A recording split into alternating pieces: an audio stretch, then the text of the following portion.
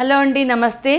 నేను doctor Vijayalakshmi from Vijaya dental. So ఈరోజు మనం వచ్చేసి చాలామందికి ఉండే మోస్ట్ కామన్ డౌట్, జ్ఞానదంతము అనేది తీయాలా తీయొద్దా, లేక జ్ఞానదంతం కనుక తీస్తే కంటికి ఏమన్నా ప్రమాదం ఉందా, లేకపోతే ప్రతి ఒక్కరు జ్ఞానదంతం తీయాలా ఆ సర్టెన్ ఏజ్లో వచ్చినప్పుడు అని చాలామంది అడుగుతారు.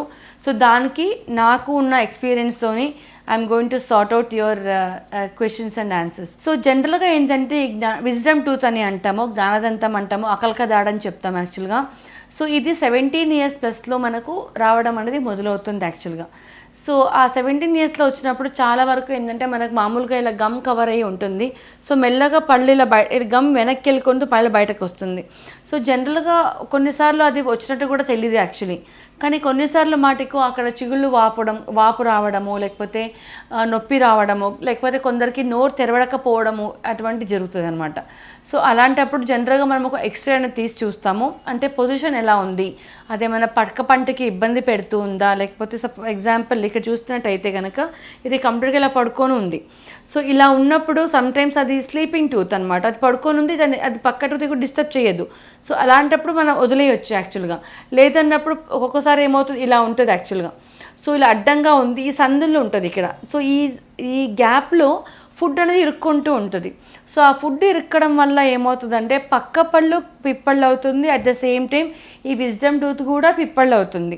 సో అలాంటప్పుడు మీరు ఒక ఎక్స్రే తీసి చూస్తే ఆ డెప్త్ ఎక్కడి దాకా ఉంది అని చూసేసి పక్క పంటకి ఏదైనా ఫిల్లింగ్ అవసరం ఉందా అని చేసుకోవచ్చు ఒకటి. రెండోది, అప్పుడు విజ్డమ్ టూత్ తీయాల్సిన అవసరం ఉంటుంది. ఆర్ కొన్నిసార్లు ఈ పైన పళ్ళు వస్తున్నప్పుడు కూడా, ఇలా పైన పళ్ళు వచ్చినప్పుడు ఈ తినేటప్పుడు ఈ చెంపల్లో గుచ్చుకుంటూ ఉంటుంది యాక్చువల్గా. లైక్ తిన్నప్పుడల్లా చెంప కొరుక్కుంటూ ఉంటారు వాళ్ళ లోపల నుంచి. సో అలాంటప్పుడు అల్సర్ మాదిరిగా అవుతుంది, లోపల హీలింగ్ కాకుండా లోపల ఉండిపోతుంది. సో అలాంటప్పుడు కూడా పళ్ళు తీయమని చెప్తాం యాక్చువల్లీ. సో చాలామందికి పళ్ళు తీసాక కంటికి ఏమైనా ఎఫెక్ట్ అవుతుందా అంటారు. There is no relation between teeth and eye యాక్చువల్గా. బికాస్ ఐకి వచ్చేసి the nerve is supplies is optic nerve, టీత్కి వచ్చేసి ఆప్టిక్ నర్వ్కి టీత్కి ఎక్కడ కనెక్షన్స్ అనేది ఉండదు. టీత్కి ఫేషియల్ నర్వ్ 5 nerves ఉంటుంది యాక్చువల్లీ. సో ఎక్కడ కూడా అది కంటికి పంటికి సంబంధం లేదు. సో ఒక్కొక్కసారి మేబీ ఇట్స్ అ కోఇన్సిడెంట్. మీరు అలా చూస్తే కనుక చాలామంది ఈ నోస్ సర్జరీ చేయించుకుంటారు. అలాంటి ఈ నోస్ కంటికి చాలా దగ్గరలో ఉంటుంది. సో అలా అన్నప్పుడు ఏం కానప్పుడు ఇక్కడి నుంచి ఎలా అవుతుంది, it's not possible actually. So ఎక్కడా కూడా ఇలాంటి కాంటాక్ట్స్ ఇది లేదు.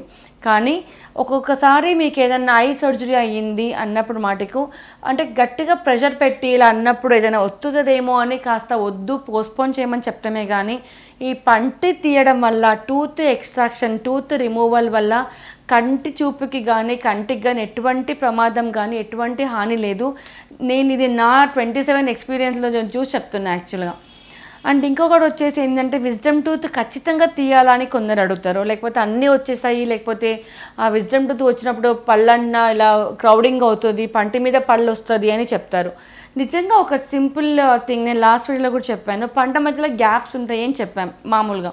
సో ఈ గ్యాప్ ఉన్నప్పుడు కూడా విజ్డమ్ టూత్ వస్తే అలా అంటే ఎవరికి గ్యాప్సే ఉండొద్దు మరి అలా అనుకుంటే, అలా ఎక్కడ లేదు కదా. కాబట్టి విజ్డమ్ టూత్ ఉన్నప్పుడు కాస్త ప్రెషర్ ఏమో పక్క పంటకే ఉంటుంది, కానీ ఇక్కడి నుంచి ఇక్కడి దాకా ప్రెషర్ పెట్టేసి పళ్ళన్నీ ఇలా వచ్చేసి గ్యాప్లో ఓవర్లాప్ అనేది జరగదు బేసికలీ.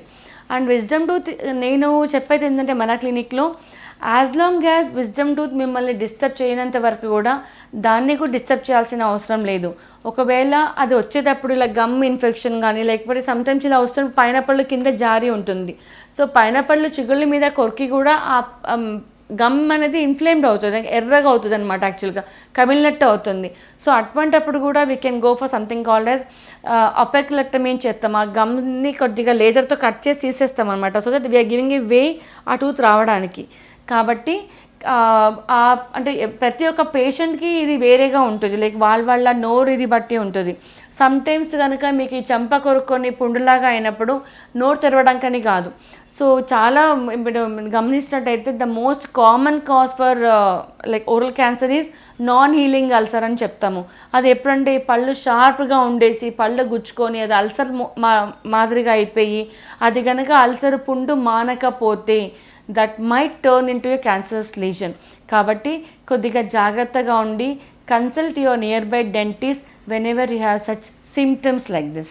సో జనరల్గా చాలామందికి డౌట్ ఉంటుంది, కొందరికి విజ్డమ్ టూత్ ఎన్ని ఉంటాయి, అందరికీ 4 ఉంటాయా లేకపోతే తక్కువ ఉంటాయా, లేకపోతే విజ్డమ్ టూత్ లేకుండా కూడా ఉంటే అది ఏమైనా నార్మల్లా అబ్నార్మల్లా అని చాలా డౌట్స్ ఉంటుంది. అలా ఏం లేదు, మనకి ప్రతి ఒక్కరికి కూడా జనరల్గా 4 విజ్డమ్ టూత్ ఉంటుంది, 2 పైన 2 కింద. కానీ కొందరికి కంజనటల్ మిస్సింగ్ టూత్ అని కూడా ఉంటుంది. సో అది మిస్ అయినంత మాటకు ఏదో నష్టపోతున్నారనేది ఏం లేదు. సో ఎప్పుడైనా అది లేదు అన్నప్పుడు వదిలేయచ్చు దాన్ని యాక్చువల్లీ. అండ్ ఇంకొకటి విజ్డమ్ టూత్ తీసాక పెట్టుకోవాలా అని కూడా అడుగుతారు. సో జనరల్గా మనకు ఈ లాస్ట్ పళ్ళు విజ్డమ్ టూత్ అంటే అది ఒకవేళ మీకు పిప్పళ్ళు అయ్యో లేకపోతే అది పక్క పళ్ళని ఇబ్బంది పెట్టో ఏదైనా ప్రాబ్లం వల్ల మీకు పళ్ళు తీసినా కూడా ఆ విజ్డమ్ టూత్ పెట్టాల్సిన పని లేదు యాక్చువల్లీ.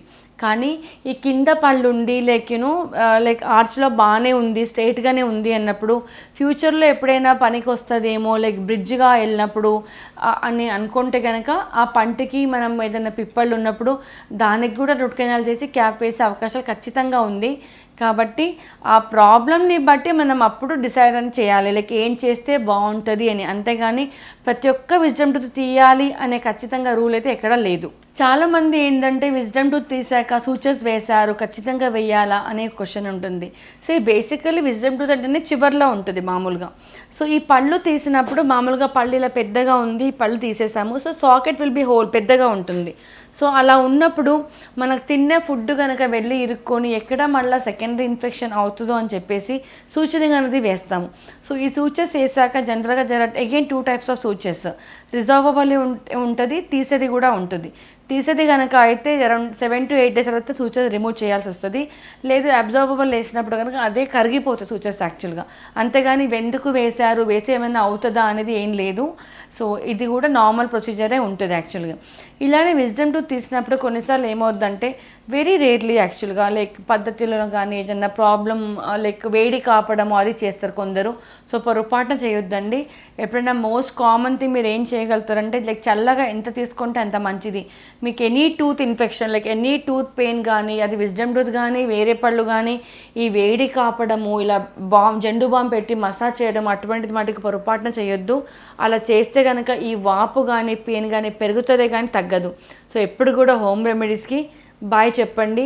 Visit your dentist.